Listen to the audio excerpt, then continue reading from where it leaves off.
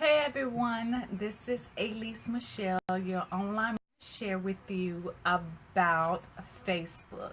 And particularly, I want to talk about Facebook mistakes that female entrepreneurs are making every single day that it really is hurting their brand. And additional, I'm going to share with you how to avoid those. So I have I have my notes here. I hope nothing cuts off or dies. But I have my notes here. And so today, again, I'm going to talk about Facebook marketing mistakes that female entrepreneurs are making online every single day. But I am going to also show you and talk about how you can avoid them. So before I get started in today's topic, I want to remind you, if you are looking for a group of outstanding entrepreneurs to join or be part of, then you need to come on over to the Superstar Circle. Right now it's about 220 members, and it's mixed. It's not just females, it's mixed. We have some guys in there, but they are kicking butt. It is a group that is very supportive. They give you tips, suggestions. It's a great way to promote some of the things that you're doing, collaborate with projects. It's just a really great group, and I really welcome you to come on over and join the Superstar Circle with us. So if you want to, just go ahead and do a quick search in the Facebook search bar and put in the Superstar Circle, and you will see it. It is a private group, so everyone, I will have to approve you, but that's fine. But make sure you do a quick search. If not, if you're just on your phone somewhere and you can't do a search, then it will be a link to this in the description. Okay, so I want to get into the topic before it gets late. And I have what I said, 1, 2, 3, 4, 5. I have 5 mistakes that female entrepreneurs make on Facebook when marketing their products and services, and it is just destroying their brand. But I want to talk about them, but I'm also going to share with you how to avoid them. Okay, so let me get into it. Yes. So number 1 is spamming, right? We know about spamming. You've heard about spamming. You know that there are spams. You get spam kind of emails out there, but there is a it is considered spamming on Facebook too. And let me explain what spamming might be considered. I know we are a little worried that we're not getting our Facebook. I post and not getting seen in the Facebook feed a lot. And so we feel like we need to post all the time, almost like 20 times a day.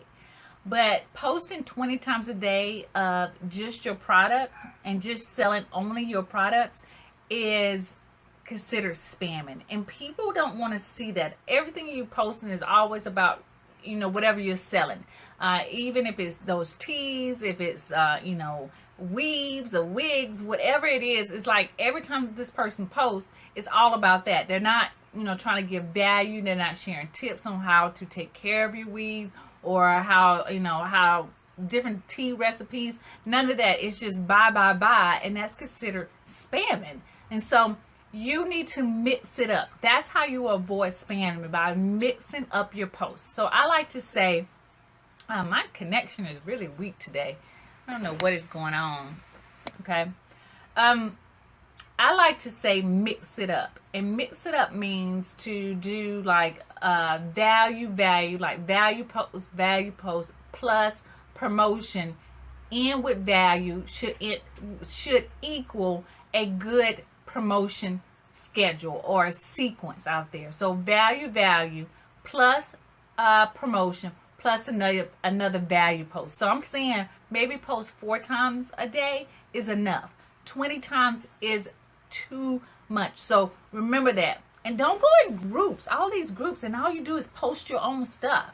Like, just buy my stuff. That's considered spamming. So I gave you the equation. Value plus promotion plus value would equal not spamming anybody.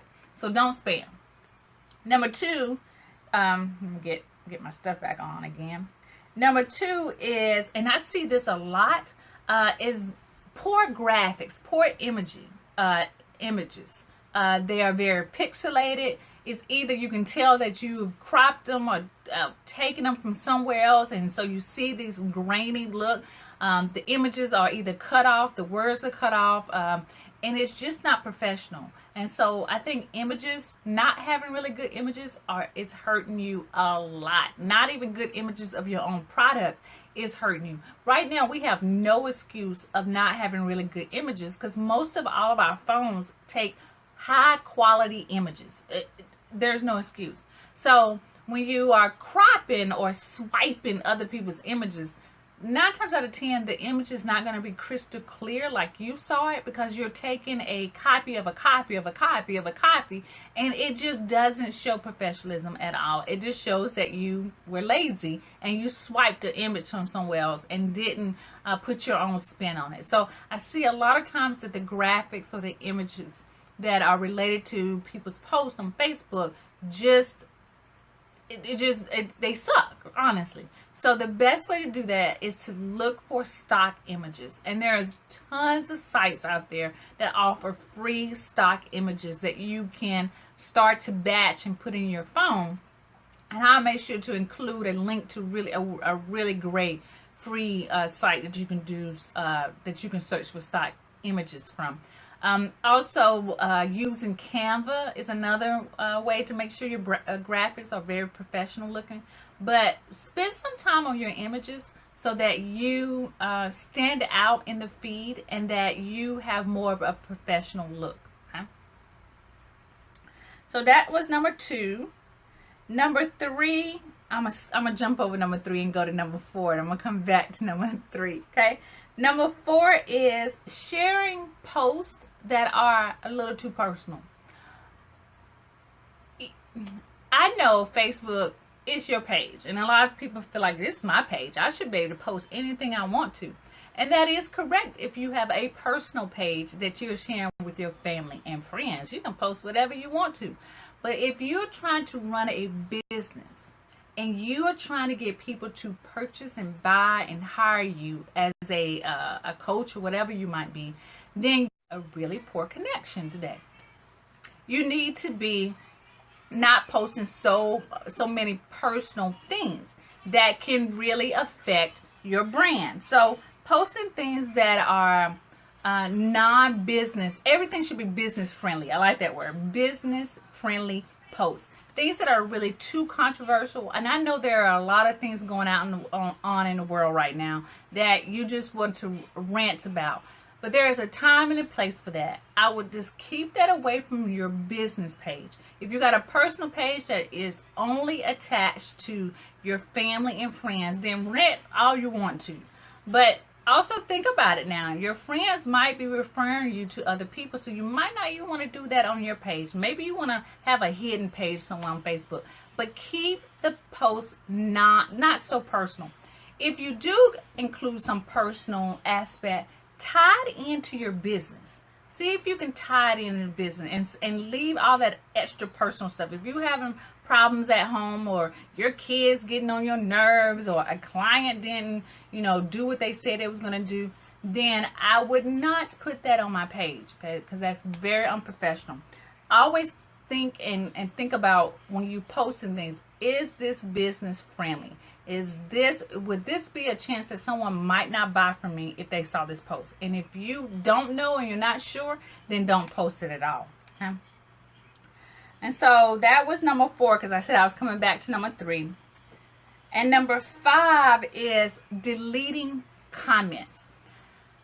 This is a mistake that I see female entrepreneurs making all the time, and I have my clients ask me about this. Should I delete comments that people are just saying negative things and all this kind of stuff? And I want to say yes and no to those 2 things. All right, so if someone is on your page using foul language and just disrespecting people on your page, delete their post and block them, okay? But if someone is on your page having a really legit reason to say something bad or negative. Maybe your product didn't come back, like it's supposed to, or maybe you didn't reach out to them fast enough. That's a really legit concern. And I would not delete that. I would just go and address it on the page. Now, if it becomes this banter back and forth, a very like argumentative kind of thing, then delete it and block the person. And then if there's comments that just don't relate to your brand, like I see a lot of people who put their spammy information in my comment section because they see that there's a lot of comments going on, so they're gonna put, hey, buy from me. Well, guess what I do? I delete those comments. So things that do not relate to the conversation at all, then delete those. But anytime that it is really legit about your business, customer service, those type of things, leave them on the page because people are looking at that and they want to see how you respond to those comments. So leave those. And then the last one that I want to cover is being consistent. So that was number 3 that I didn't cover, was being consistent. And the reason why I left that last is because I'm always talking about it. I'm always mentioning that you need to be consistent with your posting. Don't post one time this week and then don't post 2 weeks later. And I know we get busy, especially if we have a side job, a side business. Yeah, a real side job.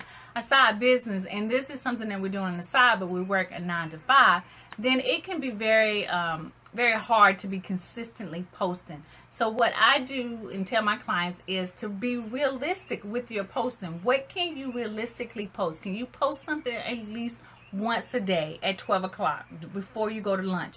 And most of the time we can do that if we schedule it in our phone or schedule it. So being consistent is really important because I do see that there are a lot of female entrepreneurs out there that are not consistent with posting and showing and providing value out there. And I want to say, because I can think of a couple of clients right now that I know we were taught probably the old way of business, and social media, it does take a lot out of you and it requires a lot of time from you.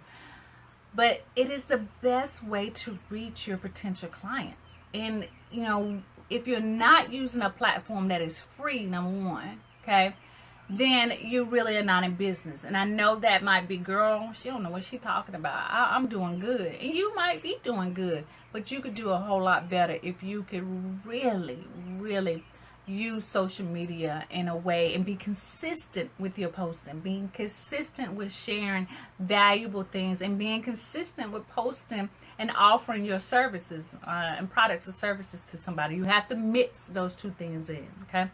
So that's my 5 Facebook mistakes that I see female entrepreneurs making every single day. And I hope that I gave you enough advice and suggestions and recommendations so that you're not making those mistakes, or just to check off to say, like, girl, I'm not making a mistake, so I'm good. And I know some of you are, but I know some of us are making those small little mistakes. So that's my tips for today.